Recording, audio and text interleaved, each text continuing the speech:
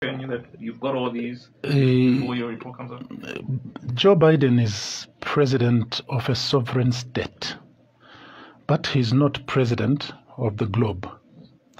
Joe Biden, unless he tells us that he sent his team to come and investigate activities in Zambia, he has no right whatsoever to make such a comment. We condemn that statement as strongly as we can. We actually wrote to the Chargé d'Affaires of America in Zambia to condemn that statement.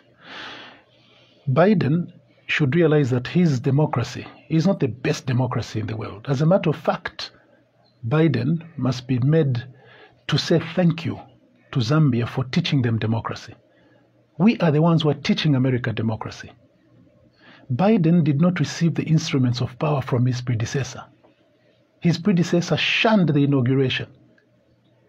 All right? President Edgar Chagwa Lungu, what did he do? He went and handed over instruments of authority. Tell me who the Democrats are. Americans? Far from it.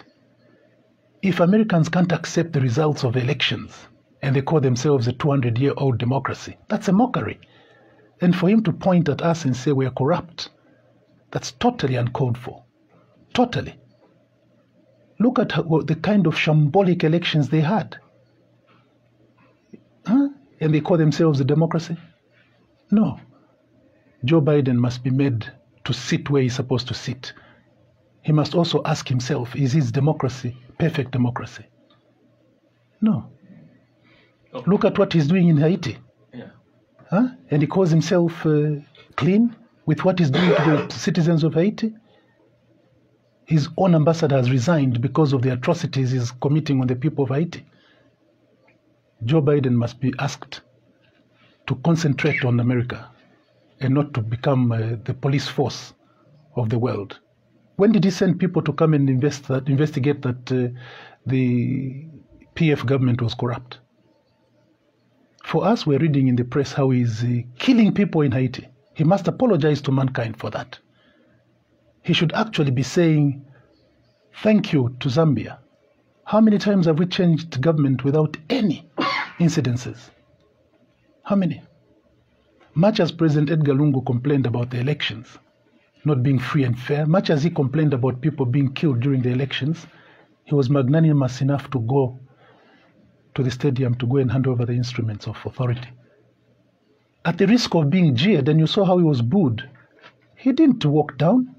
He stood firm because he had a duty to the Zambians and had a duty to the development of democracy. Because of him, even future presidents will expect that their predecessors will do exactly what President Edgar Lungu did, to go and hand over the instruments of authority. Look at Rupia Banda. What did he do? After losing elections, he didn't shun the inauguration. He went and handed over instruments of authority. Which democracy is therefore a democracy to respect, the American democracy or the Zambian democracy? There'll be people who say that they, a lot of